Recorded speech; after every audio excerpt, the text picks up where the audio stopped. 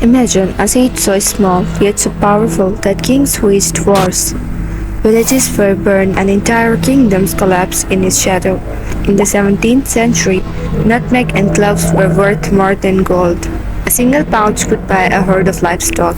These tiny spices ignited a global frenzy, sending ships across oceans and sparking ruthless wars between empires. For the Dutch Republic, it meant unimaginable wealth and power. For others, it meant ruin.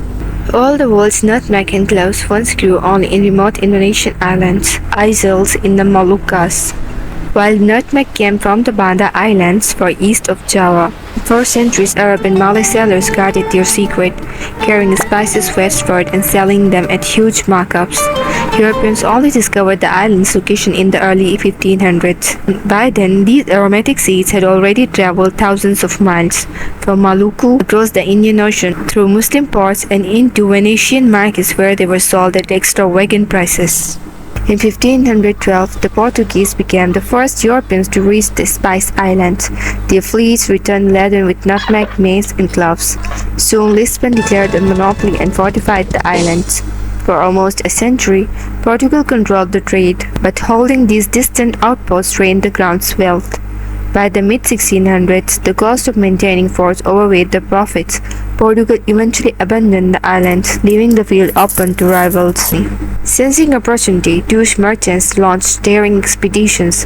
The first in 1595 was disastrous, but by 1600 another voyage returned home overflowing with the spices.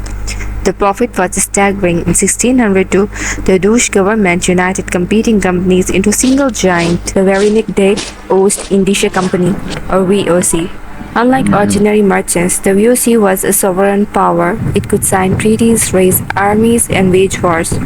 At its height, it commanded 150 ships, 50,000 employees, and 10,000 soldiers, becoming the world's first multinational empire. In 1614, a ruthless young governor named Jan Pieterszoon Coin took charge. To him, survival of the Dutch state depended on the spice monopoly. His strategy was merciless. Villages that resisted VOC rule were burned, orchards destroyed to create artificial shortages, and local rulers who traded with rivals were executed. Coin also drove out European competitors. By 1605, the Dutch expelled the Portuguese from Ambon and soon after from the rest of the Spice Islands. English resisted, but in confrontations like the infamous Banda Massacre of 1623, Dutch forces accused English merchants of conspiracy, tortured them, and executed them, igniting decades of Anglo-Dutch hostility. The struggle climaxed in Java. In 1619, Coin attacked the Japanese port of Jakarta, destroyed it, and on its ashes built Batavia, the new Dutch capital in Asia. Meanwhile, the tiny Banda Island run became a symbol of the English defiance. Captain Nathaniel Courthope held it against Dutch siege for 4 years until his death in 1620. For the Dutch, even a single speck of land mattered if it grew nutmeg. In 1621, Coin unleashed one of history's most brutal episodes, the Banda Massacre. After locals opened trade with the smugglers, the VOC invaded with thousands of troops. Villages were razed, thousands were killed, and survivors were enslaved or deported. After 15,000 Bandanese, barely 1,000 remained.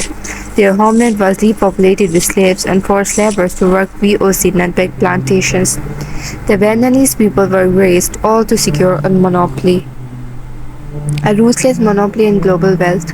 With Banda subdued, the VOC turned to cloves. In 1652, local rulers of Ternate and Tidor were forced to destroy every clove breed not controlled by the Dutch. Every year, VOC agents toured the islands to uproot illegal trees. The result? For decades, the Dutch controlled the world's supply of nutmeg and cloves. The wealth was staggering. Between 1602 and 1796, VOC ships made nearly 5,000 voyages to Asia, more than all other European powers combined. At its peak, the company was richer than some nations. This spice fortune fueled in the Dutch Golden Age, finding painters like Rembrandt, philosophers like Descartes, and scientists like Leeuwenhoek. But no monopoly lasts forever. In 1770, a French brought Pierre de Poivre smuggled live nutmeg and clove plants out of the islands, planting them in Mauritius and Reunion. Soon, Britain followed.